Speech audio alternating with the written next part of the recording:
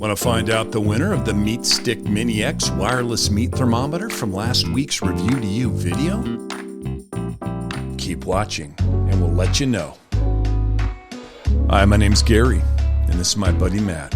We're just a bunch of gadget nerds who are lucky enough to be invited by Amazon to participate in the very exclusive Vine Voices program. 3 times a week, we review all these cool products and give them away for free. All of our subscribers that get involved. There's Men's Mondays, Wednesday for Women, and Friday Fun Day for the kids and the whole family. Every product we review is up for grabs. To be in the running, you have to be subscribed to the channel, have liked the video, and typed in the comments section of that video the code word we mentioned throughout the video. But for now, let's announce a winner.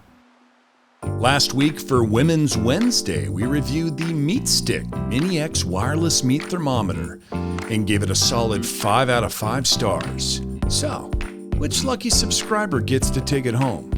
And the winner of the MeatStick Mini X wireless meat thermometer is Brian Dolan. Congratulations, Brian. We're going to get this packaged up and sent out to you ASAP.